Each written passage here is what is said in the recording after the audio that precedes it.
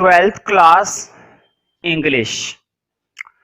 तो देखो हमने बुक स्टार्ट कर दी है तुम लोगों के लिटरेचर की फर्स्ट बुक जिसका नाम है फ्लेमिंगो।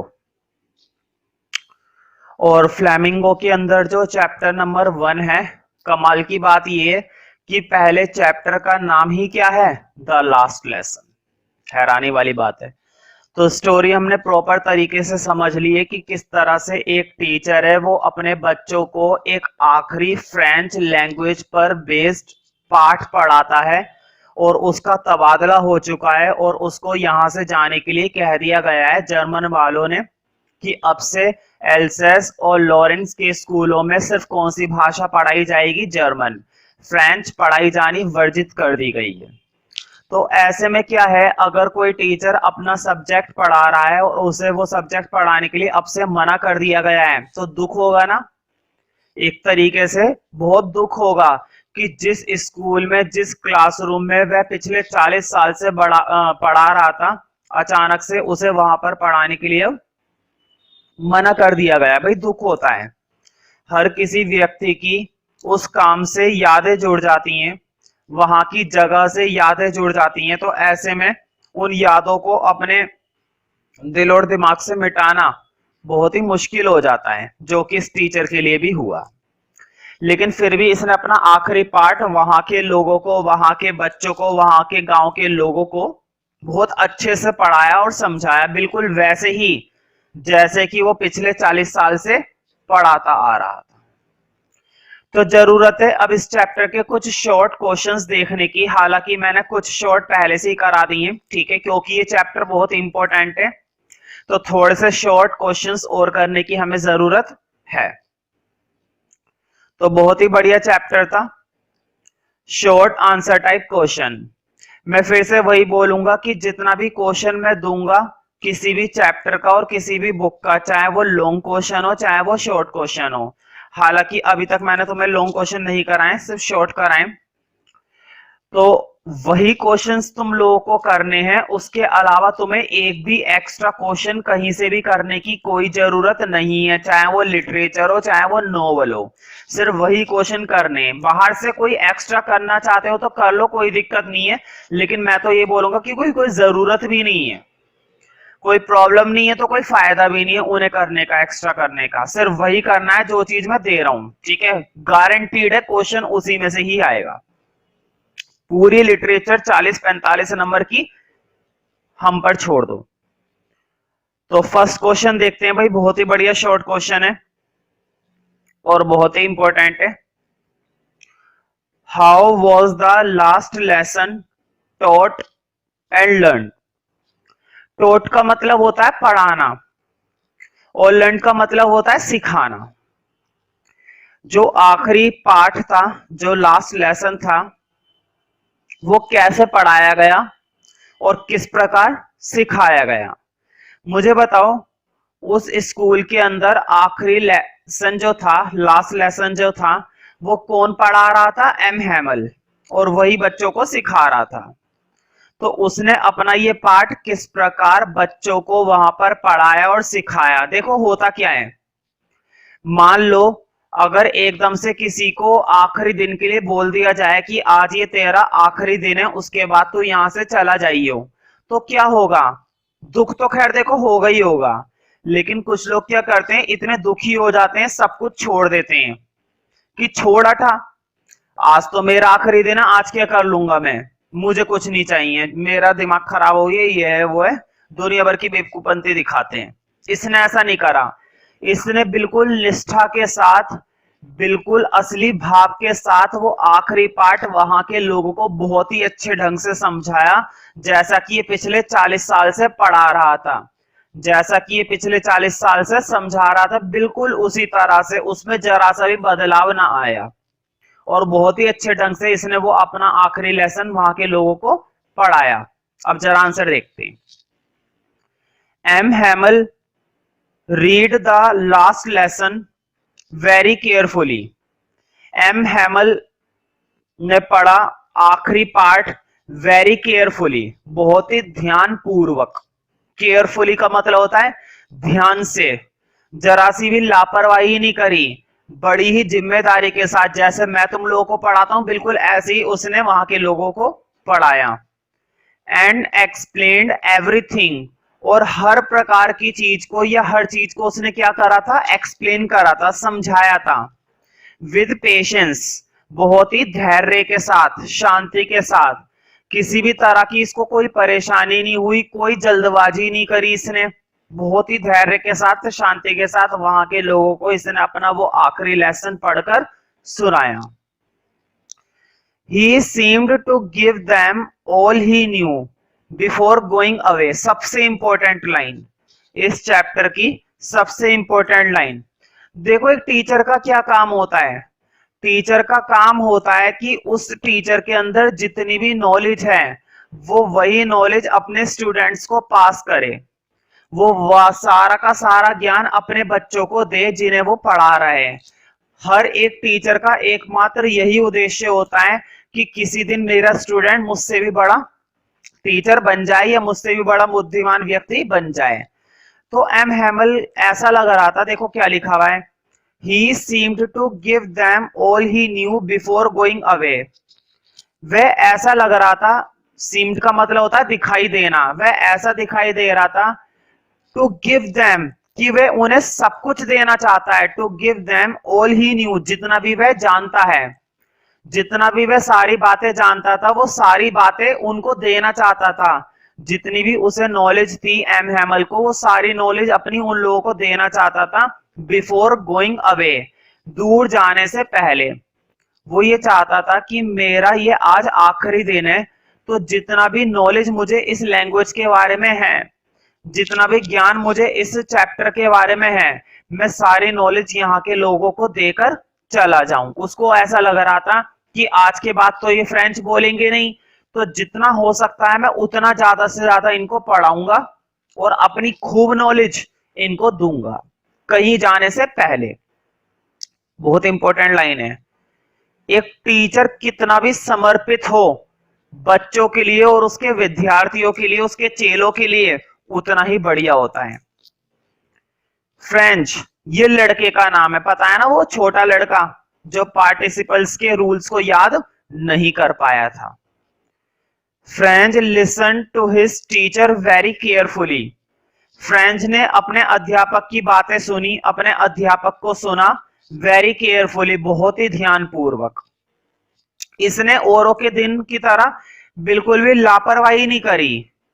जब फ्रेंच को इस बात का एहसास हुआ कि यार अब से फ्रेंच नहीं पढ़ाई जाए करेगी, मुझे तो अभी तो फ्रेंच के बारे में कुछ भी पढ़ने को नहीं मिला था, अभी तो मैंने फ्रेंच पढ़ने के बारे में सोचा ही था, ये क्या हुआ, अब फ्रेंच पढ़ाया जाना वर्जित कर दिया गया है, अब से क्या हम जर्मन बोलेंगे। एकदम से इसको डर लगने लगा। इसी डर की वजह से आज ये बहुत ही ध्यानपूर्वक क्लासरूम के अंदर बैठकर अपने टीचर की बातें सुन रहा है और समझ रहा है, जैसा कि इसने पहले कभी करा ही नहीं था। Never did he understand his lesson so well, और उसने अपना ये पाठ इतने अच्छे से कभी समझा ही नहीं था। देखो क्या लिखा हुआ है, Never did he understand, उसने इतने ध्यान से अपने टीचर को सुना और समझा जितना कि इसने पहले कभी करा ही नहीं था। Never did he understand his lesson so well। Next question देखते हैं। What did M. Hamel ask his students and village people to do? M. Hamel ने अपने विद्यार्थियों से, अपने स्टूडेंट से और वहां के गांव के लोगों से क्या करने के लिए कहा, एंड वाई, और क्यों। मुझे बताओ, फ्रेंच को लेकर ये उनका आखिरी लेसन था और उनका इस स्कूल में आखिरी दिन था, तो कुछ ऐसा करो अपने लैंग्वेज के लिए जिससे हमारी यादें कभी खत्म ना हो पाए। उन्होंने काफी बड़ी बड़ी बातें करी थी। मुझे बताओ, अगर तुम्हें उठाकर किसी जेल में डाल दिया जाए, अगर तुम्हें उठाकर किसी जेल में डाल दिया जाए और जिस जेल में डाला गया है, ध्यान से सुनना, जिस जेल में तुम्हें डाला गया है, तुम्हें उस कंट्री की लैंग्वेज नहीं आती है। फॉर एग्जाम्पल, वहां पर क्या पढ़ाई जाती है? मान लो इंग्लिश पढ़ाई जाती है, वहां पर इंग्लिश बोली जाती है, लेकिन तुम्हें इंग्लिश नहीं आती। अब ऐसे में तुम्हें जेल में डाल दिया गया और तुम्हें इंग्लिश आती नहीं, और वहां के हर बंदे को इंग्लिश आती है। अब तुम क्या अपनी बात उन्हें समझा पाओगे, या वो तुम्हारी बात, या वो अपनी बात तुम्हें समझा पाएंगे? नहीं। अगर तुम बेगुनाह भी होंगे ना, तो भी तुम अपनी बात की सफाई उन्हें नहीं दे सकते, क्योंकि तुम्हें आती है हिंदी और उन लोगों को आती है इंग्लिश। ना उनकी लैंग्वेज तुम्हें समझ में आ रही है, ना तुम्हारी लैंग्वेज उन्हें समझ में आ रही है। इसका मतलब ये हुआ कि जब तक हमें हमारे पास अपने देश की भाषा नहीं आती है, तब तक हम बिल्कुल अस्वतंत्र होते हैं, कैदी बनकर रह जाते हैं अपने ही अंदर। और जब तक हमें उस देश की भाषा का ज्ञान होता है, या अपने देश की भाषा का ज्ञान होता है, तो हम किसी भी ताले की चाबी बना सकते हैं और उससे तुरंत बाहर आ सकते हैं। हमें कोई जेल में कैद नहीं कर सकता बेवजह। अब तुम सोच लोगे जेल वगैरह कहां से आ गया बीच में? हम तुम्हें लैंग्वेज की इंपॉर्टेंस समझा रहे हैं लिटरेचर के अंदर, कि किसी भी इंसान के लिए, किसी भी देश के लिए उसकी भाषा कितने मायने रखती है। जहां पर वो रह रहा है, जिस जगह रह रहा है, जिस देश में रह रहा है, वहां की भाषा उसके लिए कितनी महत्वपूर्ण है, ये बहुत जरूरी है। कोई भी तुम्हारे साथ कुछ गलत नहीं कर सकता अगर तुम्हें उस देश की भाषा आती है, क्योंकि तुम अपनी बातों को बोल सकते हो किसी से। लेकिन अगर तुम्हें भाषा ही नहीं आती है, तो तुम क्या उखाड़ लोगे उसका? कुछ नहीं। तो अब जरा आंसर देखते हैं। M Hamel asked his students and villagers to guard French among themselves. M Hamel ने अपने विद्यार्थियों से कहा और गांव वालों से कहा, विलेजर से कहा, टू गार्ड फ्रेंच, कि वो फ्रेंच को बचाए रखें। गार्ड का मतलब होता है सुरक्षित रखना, कि वो फ्रेंच को सुरक्षित रखेंगे, फ्रेंच लैंग्वेज को सुरक्षित रखेंगे अमंग देमसेल्व्स, अपने बीच। और कभी भी इस भाषा को खत्म ना होने दें, क्योंकि जब तक उनके साथ उनकी भाषा रहेगी, तब तक उन्हें कोई भी जेल में कैद नहीं कर सकता, तब तक उन्हें कोई भी अस्वतंत्र नहीं कर सकता। वो हमेशा स्वतंत्र रहेंगे, आजाद रहेंगे। They must not forget it, उन्हें कभी भी इसे भूलना नहीं चाहिए। किसे? अपनी भाषा को, तुम्हें नहीं। And they would have the key to their prison, और उनके पास अपने जेल की चाबी रहेगी। अगर उनके पास उनकी भाषा है, तो उनके पास अपने जेल की चाबी है। समझ रहे हो ना इस बात का मतलब? हालांकि इस चैप्टर के अंदर जेल से रिलेटेड कुछ नहीं है, ना कैदी से कोई रिलेटेड है, लेकिन एक बात बताई जा रही है कि अगर तुम्हें जेल में डाल भी दिया जाएगा, और अगर तुम्हें वहां की भाषा मालूम है, तो तुम तुरंत अपनी सफाई दे सकते हो और बता सकते हो कि मैंने कोई जुर्म नहीं किया।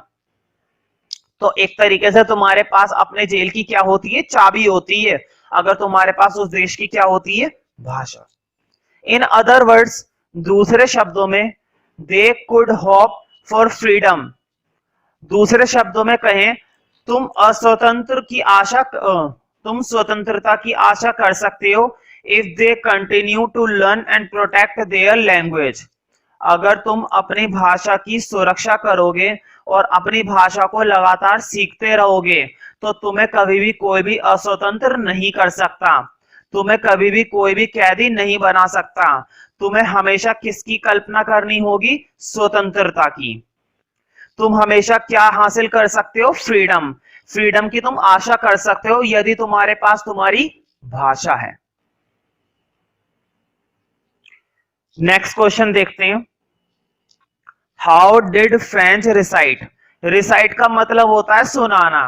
मान लो तुम्हें कोई चैप्टर याद करने के लिए दिया था टीचर ने, और अगले दिन वो चैप्टर टीचर तुमसे पूछ रहा है, क्लासरूम के अंदर बोल रहा है खड़े हो जाओ और खड़े होकर मुझे ये चैप्टर समझाओ या सुनाओ।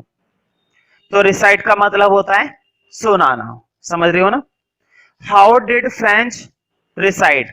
तुम्हें मालूम है ना कि फ्रेंच वो छोटा लड़का था जिसे पार्टिसिपल्स के बारे में ज्यादा नॉलेज नहीं थी, तुम्हारी तरह, तुम भी तो नालायक हो।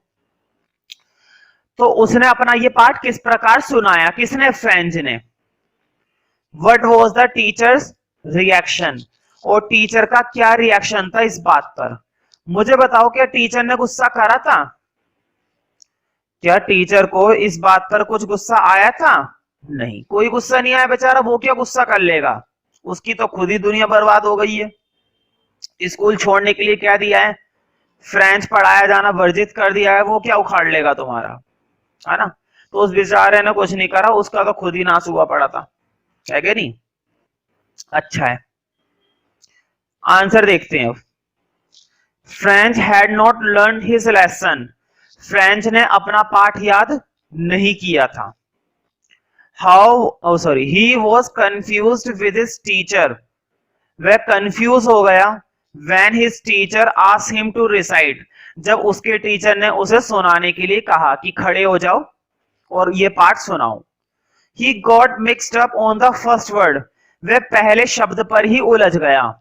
जैसे उसने पहला वर्ड बोला, वो पहले वर्ड पर ही क्या हो गया, उलझ गया, परेशान हो गया, समझ नहीं पाया। कुछ लोग होते हैं ना, हड़बड़ा जाते हैं, डर जाते हैं अंदर ही अंदर, जिस चीज की नॉलेज नहीं होती उसे एक्सप्लेन नहीं कर पाते, ठीक है। तो वही चीज इसके साथ हुई। His heart was beating widely, और उसका हृदय बहुत तेज तेज धड़कने लगा, डर के मारे अंदर कांपने लगता है ना बच्चा, बिल्कुल वैसी। द टीचर वॉज काम, टीचर काफी शांत था, एंड पोलाइट, इसका मतलब भी वही होता है, शांत। मतलब ऐसा फ्रेंच के करने पर टीचर ने बिल्कुल भी गुस्सा नहीं करा, ना ही उसको डांटा, बहुत ही शांत रहा टीचर, क्योंकि बेचारा टीचर क्या कर लेगा अब, अगर वो इसको पीट भी देगा तो क्या कर लेगा एक दिन में पीट कर, है ना, दिन तो खत्म, अब मौका गया सारा। तो टीचर बिल्कुल शांत था, पोलाइट था। He said that he was not going to punish him, उसने कहा, अध्यापक ने कहा कि वो उसको पनिश नहीं कर रहा है। डोंट वरी, ठीक है, टेंशन मत लो, आज के बाद तुम्हारा मैं कुछ नहीं बिगाड़ पाऊंगा, जाओ मौज करो, हर रोज करो। लास्ट क्वेश्चन देखते हैं इस शॉर्ट का।